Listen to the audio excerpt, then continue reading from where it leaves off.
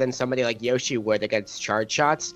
It also makes him a much bigger target to things like Phil's up B out of shield, the down B bombs, those missiles, as well as that grab and forward aerial. It's going to be very hard to get through all of that, as well as keep up the damage. So if he's able to keep up with damage, I think that Horns Up has a pretty decent chance. Nice. Okay.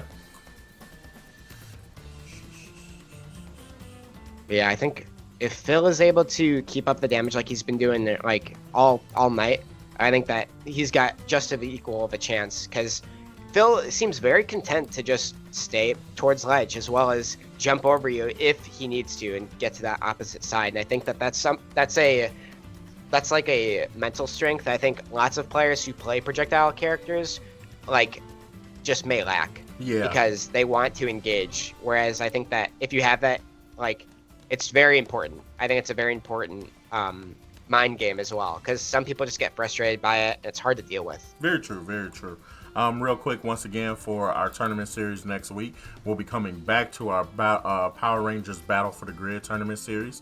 As you guys can see, we've got tournament signups going already on our challenge page. If you're already a member of the community, you can definitely see those there. And if you are not already, please type !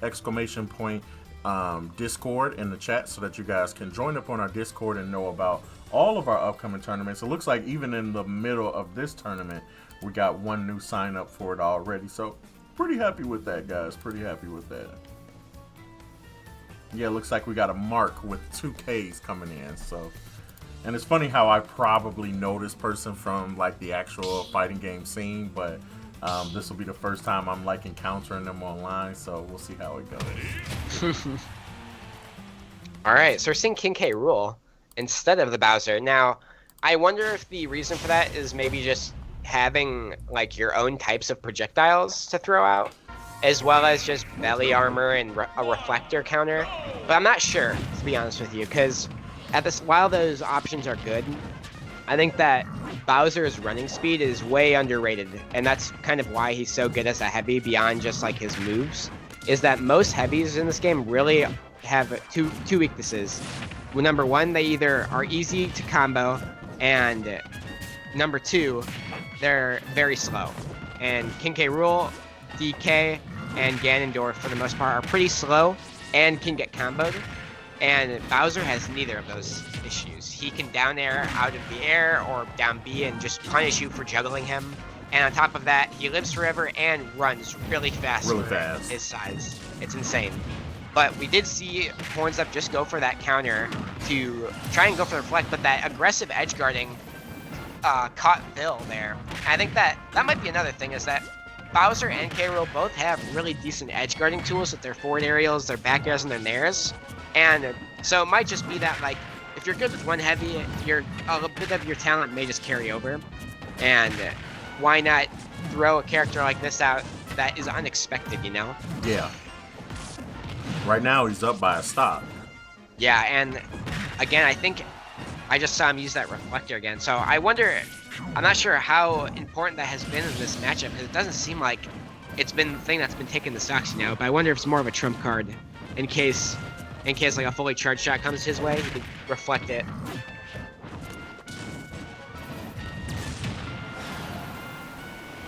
A bit of a fun fact though about that is that the way that down B reflect works, it actually, in the counter, if you use it 3 times in a row in succession, it only has 3 use cases. So you have to let it build up its durability over time. And if you don't allow it to do that, you'll actually put yourself into a worse situation than shield stun, but that's not what we're going to be seeing, unfortunately, in game 1. I think he probably had a dropped input on that one. That one, it makes more sense to me that he did that's his forward air, right? Yeah. Phil does his forward air right here and then tries to do up B, but it doesn't come out. Yeah. So let's see here. Just yeah, he goes for forward air, and I think what happened too is that he kind of just he either did the forward air expecting to either land on stage or grab a ledge, and when you do an aerial there, like when you're that close to ledge, the game just expects you. The game can't let you grab a ledge while you're in like the animation of the forward aerial. Yeah. Mm-hmm. And so, unfortunately, he probably just either didn't expect it or it was just a dropped input. Yeah. And it's hard to say because both are very explainable in that situation. Looks like we'll be going to Pokemon Stadium number 2. Just as a reminder for everybody at home, this is a best 2 out of 3 matches. We're coming up to losers finals in just a minute. Perfect. I'm waiting for Halo to come back around. Yes. Got my Xbox Series X for work primarily. I was hosting tournaments and I would keep getting kids asking me stuff, and then like some of the stuff I host with some of the professional teams were like, well, we already have that, and I would have to be like, well, can we go back? And it was like, that's not a good look. I had to make some changes.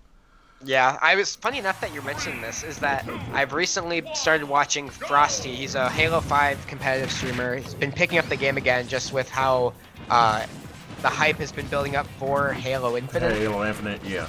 Yeah, and so he was talking just about how the game looks pretty interesting competitive-wise, and the fan base, because the multiplayer will actually be free, will be extremely growing this time around compared to That's other a really good point, games. man, because that game, you know, and not to take away from the match that's being played right now, but like, the game has been going for so long that the scene around FPS has completely evolved to like, hey, so multiplayer is free.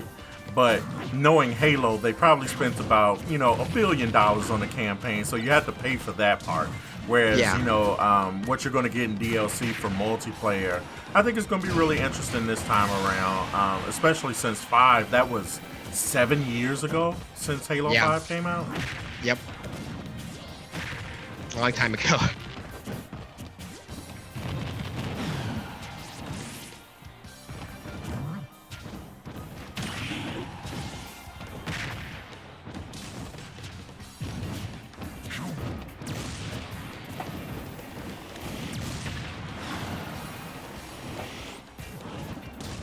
Really good stuff coming out here for Handy, or not. Oh my goodness, I'm saying Handyman.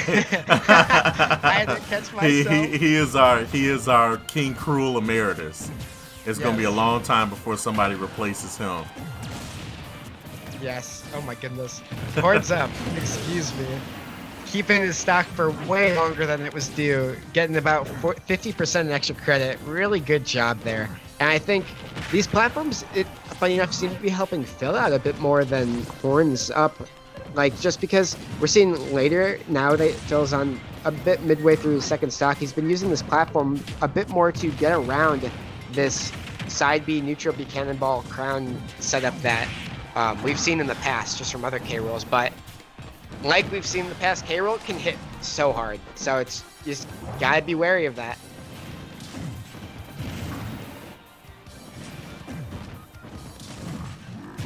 Oh, goes for the reflect. Mistimes it though. I think if Phil is aware of that, he definitely should start trying to rack up that damage. Yeah. Because over time, you're gonna see that Horns Up can do two things. He can continue to like try and go for those, and if he hits one, sure.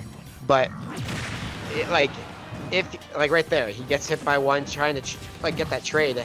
Over time, if he gets 3 in a row, he's gonna it's gonna kind of damage himself. Yeah. And I think it's kind of closing the lead. A nice up smash there. Yeah, if he gets this stock pretty soon. Yeah.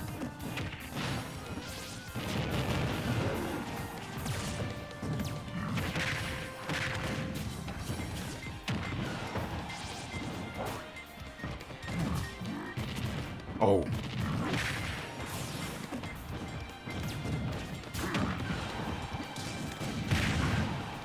Wow, all these trades are making me so nervous, man. But definitely going in Horns Up favor right now. Yep. Yeah.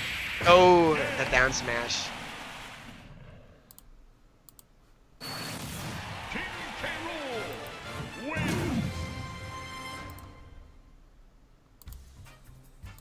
All right, with that victory, Horns Up going 2 up. And getting ready to face, I believe it was it Gargant? Yep, got Gargant in losers finals. This is a best 3 out of 5. Mm-hmm. Yeah, and I think that what kind of happened here is that Phil just the situations where he was like close to Horns Up, it kind of just really was like hurting him, because Horns Up, as soon as he was close, he'd get so much damage on punish. He would get a grab, he'd get a forward aerial, he'd get just all sorts of damage. And then once he was at mid range, where Phil kind of like to be throw out those missiles, he was still trading with those crown and cannonballs. And I just think overall it was just a snowball effect of how much damage Phil was going to end up unfortunately taking in between those close exchanges. Yeah, yeah, very true.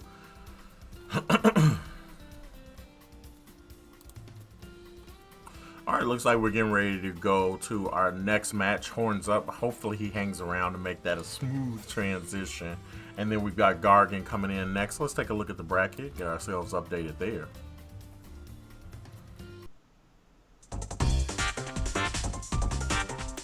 All right, you guys just got done watching Horns Up take a 2-0 victory over TitanKiller. Good job, Phil.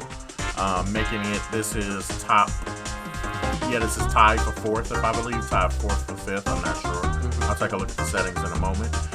Then we're getting ready to watch now. Gargan takes on Horns Up in a best 3 out of 5 for losers. The winner gets to go on and play Zoki in grand finals today. So that is how we got to where we are right now, folks.